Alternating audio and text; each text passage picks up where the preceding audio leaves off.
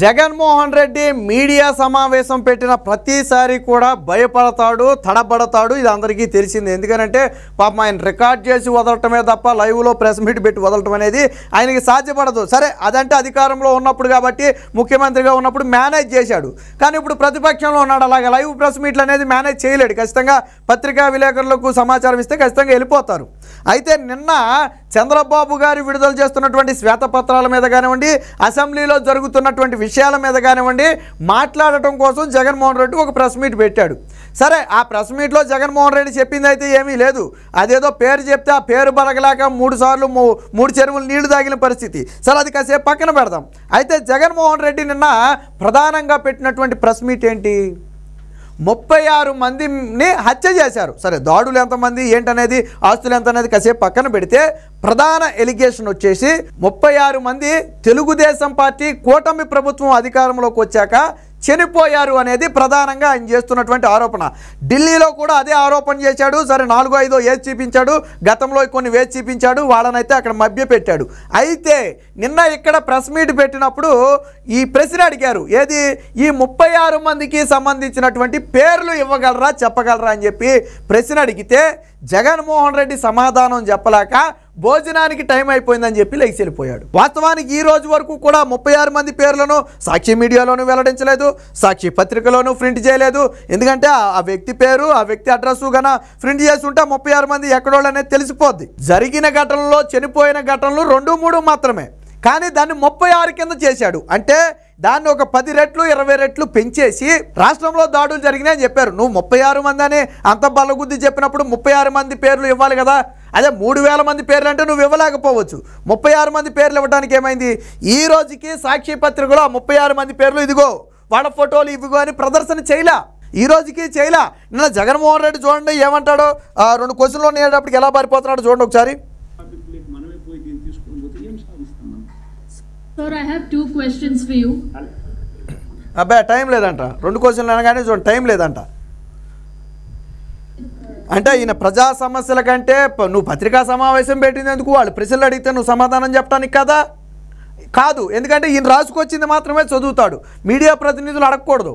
ఈయన ఏంటంటే మీడియా వాళ్ళు కూర్చుంటారు, ఈయన రాసుకొచ్చిన కథ మొత్తం స్క్రిప్ట్ మొత్తం చదివేస్తాడు, లెగిసి వెళ్ళిపోతాడు. కానీ మీడియా ప్రశ్నలు అడిగితే మనం సమాధానం చెప్పలేం.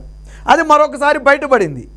ఈరోజు కూడా మీడియా చాలా స్పష్టంగా అడిగింది 2 ప్రశ్నలని. 2 ప్రశ్నలు అడిగితే మహా అయితే 2 నిమిషాల టైము, 5 నిమిషాల టైము, 10 నిమిషాల టైం పడుతుంది. అంతకు మించి అయితే టైం పట్టదు కదా.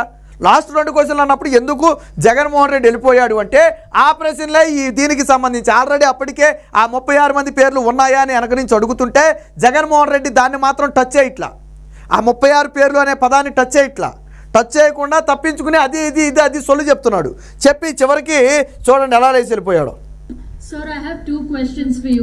మనం ఉండం, లేచి వెళ్ళిపోవటమే. టైం అయిపోయిందంట.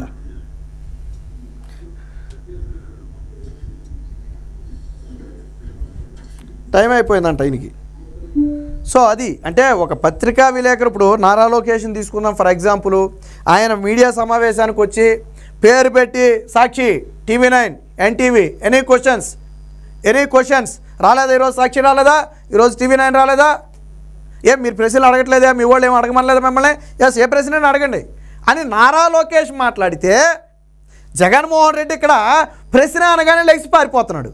ఎందుకు అని అంటే 36 మంది పేర్లు ఇవ్వలేక. అంటే వాస్తవంగా 36 మంది చనిపోయారు అనేది ఒక కరుడు గట్టిన అబద్ధం. నిన్న చంద్రబాబు గారు కూడా నిన్న అసెంబ్లీలో చెప్పింది ఇదే. నేను మాట్లాడకూడదు అనుకున్నాను, కానీ మాట్లాడకపోతే దీన్ని విషప్రచారం చేస్తున్నారు. నేను జగన్మోహన్ రెడ్డికి సవాల్ చేస్తున్నా, 36 మంది పేర్లు తీసుకుని అసెంబ్లీకి రమ్మని చెప్పి నిన్న చంద్రబాబు గారు సవాల్ విసిరారు. హోంమంత్రి అనితా రాణి ఆ 36 మంది పేర్లు ఇవ్వాలని చెప్పి సవాల్ విసిరింది. నువ్వు ఎందుకు ఇవ్వాల?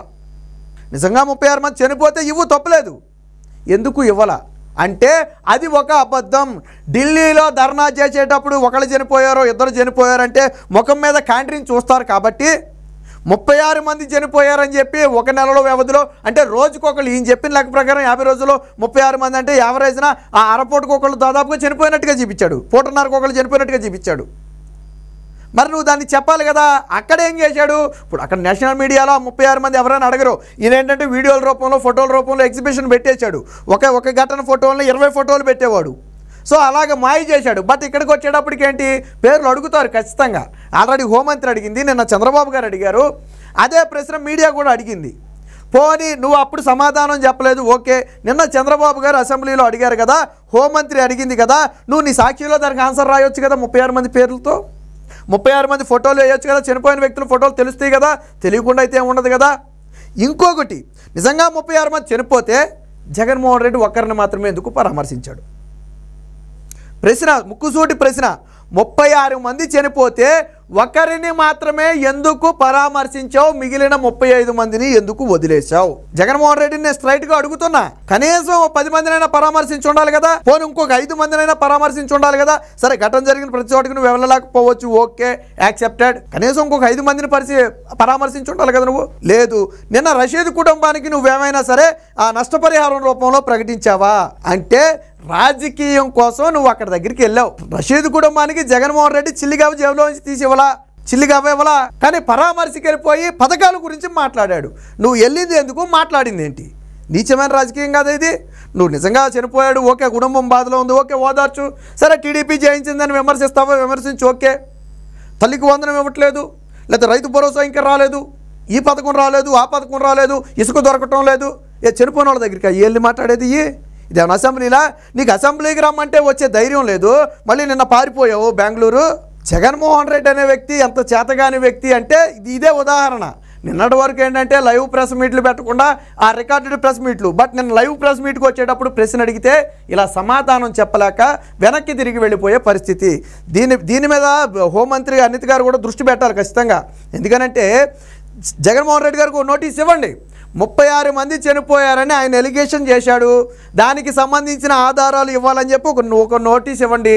ఆధారాలు ఇవ్వకపోతే చర్యలు తీసుకుంటామని హెచ్చరించండి. ఎందుకు జగన్మోహన్ రెడ్డి అసత్యాలు ప్రచారం చేస్తే జగన్మోహన్ రెడ్డి అయితే దేవుడా, ఆఫ్టర్ ఆల్ ఎమ్మెల్యే, ఎందుకు చర్యలు తీసుకోకూడదు ఆయన మీద? జగన్మోహన్ రెడ్డి మారిగా తప్పుడు ప్రచారం చేసినా తీసుకోవాలి చర్యలు. కాబట్టి ఆయనకి ఇప్పటికైనా ఒక నోటీస్ ఇచ్చి వివరణ అడగండి. వివరణ ఇవ్వకపోతే అలా 36 అంటూ ప్రచారం చేసినటువంటి సాక్షి పత్రిక మీద, అలాగే మాట్లాడినటువంటి జగన్మోహన్ రెడ్డి మీద, ఇద్దరి మీద కూడా కఠిన చర్యలు తీసుకుంటే రేపటి రోజున ఇలాంటి అసత్యాలు మాట్లాడకుండా ఉంటారు. జాతీయ మీడియాకు అప్పుడు మనం రిలీజ్ చేయవచ్చు. అప్పుడు తెలుగుదేశం పార్టీ కూటమి ప్రభుత్వమే రిలీజ్ చేయండి. జగన్మోహన్ రెడ్డి మీద ఒక కేసు పెట్టాం, 36 అని అబద్ధం చెప్పాడు, కేవలం చనిపోయింది ఒకళ్ళో ఇద్దరో అని చెప్పి ఒక కేసు పెట్టి దాన్ని జాతీయ మీడియాకి ఇస్తే అప్పుడు జగన్మోహన్ రెడ్డి భాగవతం మొత్తం కూడా బయటపడుతుంది. ఏది ఏమైనా మొత్తంగా 36 మంది వ్యవహారంలో జగన్మోహన్ రెడ్డిని ప్రశ్న అడగగానే సమాధానం చెప్పకుండా జారుకున్న మాట మాత్రం వాస్తవం.